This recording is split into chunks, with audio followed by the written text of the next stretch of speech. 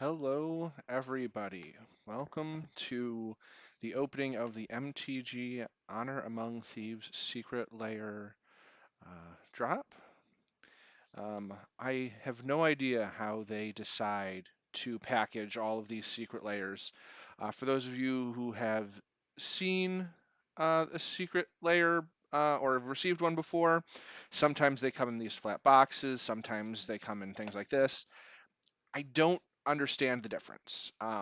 So there are 7 cards in here. That's what the back says, but I believe there were 6 known in the secret layer, so we're going to get a surprise. From what I hear, most people seem to be getting slivers pretty exclusively as their secret card in here. I am kind of hoping that this is Honor Among Thieves specific for the secret card, but we will see. So let's start. Okay, good start. D&D logo. Um, ooh, Dungeons and Dragons, Secret Lair. I like the packaging.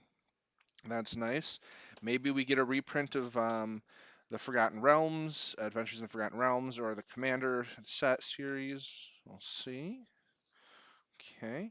Normally I don't keep these, but I like this. Maybe I'll keep that for the D&D set. All right, here we go. It looks like we have one pack of cards, pretty well stuck in there. And then there is another card in there that I will keep for last. So for those of you who have seen Honor Among Thieves, that's fantastic. But for those of you who haven't, we'll talk a little bit about what we have here. So we've got Edgin, Larcenist, Lutenist, Bard in the movie, even though he doesn't have any magic powers or is even very charismatic. Kind of played as the everyday hero, which goes against type. But let's see what we got here. He is a colorless blue-red. Chris Pine's face right there on a magic card, so that's fun. I did opt for the um, foil, which I know is going to curl, but I figured in this set I kind of had to go for it, right? So we've got legendary creature, human bard, which will go with some of the sets, fighter, bard, cleric, wizard things. Um, each non-land card in your hand without foretell has foretell. This is a fantastic um, feature, just to give every hand and card foretell. Let's see, its foretell cost is equal to its mana cost reduced by 2 colorless. Um, so if you have a hand size, if you're worried about getting wheeled, foretell is fantastic. Then during your turn, you may pay 2 colorless mana and exile it from your hand face down. Cast it later on for its foretell cost. And plus, it makes it cheaper. So if you have something expensive in your hand, you've got an 8-drop, foretell it for 2, next turn play it for 6. So foretell is fantastic. I can see a commander being made a commander being made out of this. It has some great stuff, and then it has the ability whenever you cast your second spell each turn, goad target creature and opponent controls. Goad is also a fun mechanic. Um, I could see this being used in a large creature deck, though there's no green, so um, maybe just getting things out real quick, goading things. We'll see. 3/3, that's fantastic. So that's Edgin. Now we have Zank, who, if you've seen the movie, Zank is essentially an NPC that helps the party.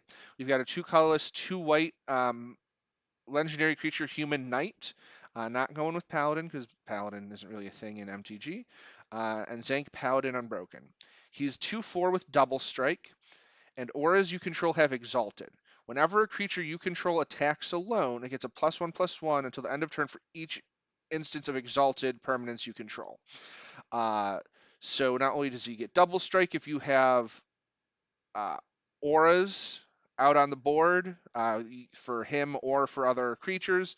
For every one of those, it gets a +1/+1. Aura decks are pretty powerful. They're not really in the meta um, at the moment, but it is a super helpful card if you are running auras, doing an aura enchantment deck. Okay. They've got Simon, Wild Mage Sorcerer. Oh, so you can see they're curling already. They didn't come out curled, but they're already a little. You can see the flex there. So already starting to happen. All right. Then we've got Simon, Wild Mage Sorcerer, 2 colorless of blue, Legendary Human Elf Shaman. Whenever, because no sorcerer in Magic the Gathering, they do have Wizard, but he's clearly not a wizard, so Shaman is the next best bet. Whenever you cast an instant or sorcery spell with mana value 3 or greater, roll a d20. 1 to 9, each player draws a card. 10 to 19, you draw a card. 20, copy that spell. You may choose new targets for the copy. I think this is going in my Elminster deck. Dungeons and Dragons, Forgotten Realms as well. So Elminster will have Simon to back him up. This is fantastic. Instant or sorcery spell. That's going to be a great card. I love that. The art on all these is fantastic. Um, they look like who they're supposed to be. That looks like Chris Pine. These look like the actors. But the art style is also very Magic, very Lord of the Rings, very Dungeons and Dragons. Okay, not Lord of the Rings, very Dungeons and Dragons. And a 1/1. So he is there to get out and to help. Definitely going in my deck. Very excited. And now we have Holga, Relentless Rager, Michelle Rodriguez herself. 4 colorless, 2 red, legendary creature, human barbarian, has haste. For that much, I hope she'd have haste. Let's see. Holga Relentless Rager must be blocked if able. Whenever Holga attacks, each creature you control attacking a player gets +1/+0 until end of turn for each creature that player controls. Very solid card. Very expensive.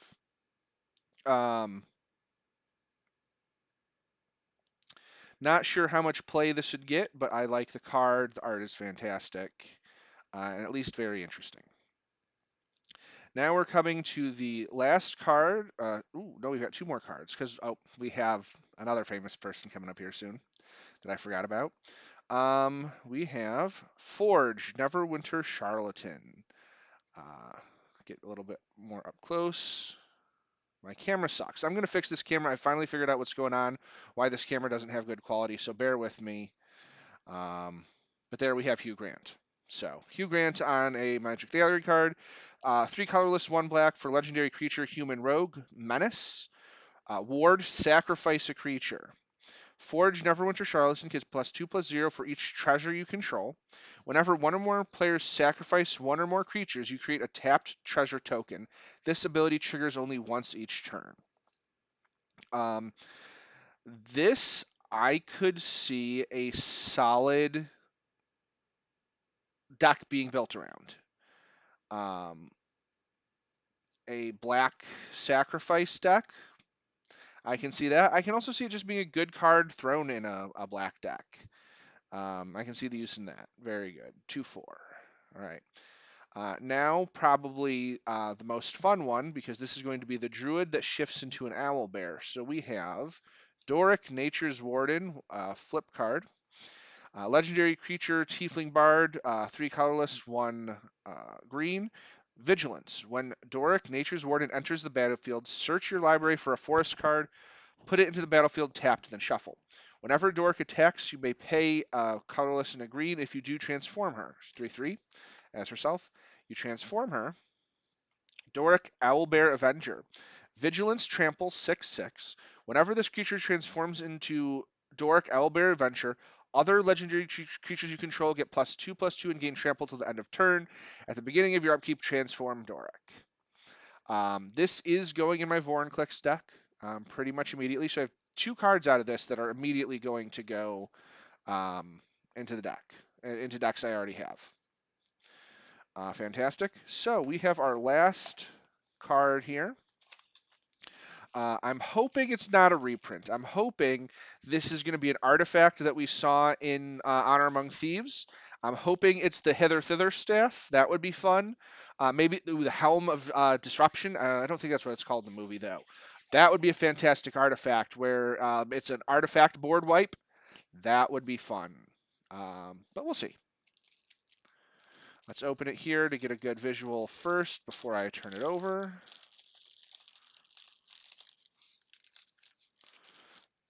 Okay. And drum roll. Ooh, even better. A dragon. Thembershad. 4 colorless, 3 red, legendary creature dragon. Trample. 5/5. When Thembershad enters the battlefield, he deals X damage to each other creature without flying, and each player, where X is the number of mountains you control. You may exert Thembershad as he attacks. When you do, he gains flying until end of turn. An exerted creature won't untap during your next untap step. Other creature without flying, and each player. So this is fantastic. I think this Thumbershot here is going to be a valuable card in and of itself because of the movie. So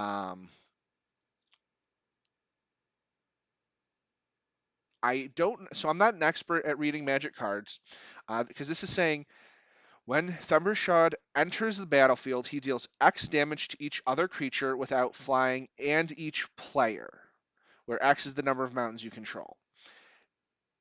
This will be fantastic for red decks. I don't know about dragon decks specifically, unless you're playing a mono red dragon deck or maybe green red or green red black or something. But um, I think this might deal damage to yourself, other players' creatures, but I think this might just be hits everybody at the table for damage. I'll have to take a look into that though. So that's the reveal. We have Thumbershod as the secret card, which is fantastic. We've got the Fat Dragon. That will be a uh, high place in my collection. So that is the Honor Among Thieves Magic the Gathering set. Some really great stuff in here. So if you were um, wondering what you were getting, there it is. I am very, very glad, at the very least, that we got a D&D Honor Among Thieves specific secret card and not another fracking sliver, right? Enough slivers with that sliver precon coming out, which don't get me started on that. So thank you for the nobody who has watched this. It's a good first stream to get out of the way to kind of figure out all the kinks of what streaming on YouTube will be like. So if you come upon this, I am going to be doing lots of openings, lots of streams. I think tomorrow or Sunday I will be on here talking and going through just all of the cards for March of the Machines, pulling things up, pulling things, whatever seems interesting, and going from there. So thank you all for watching, and have a good day.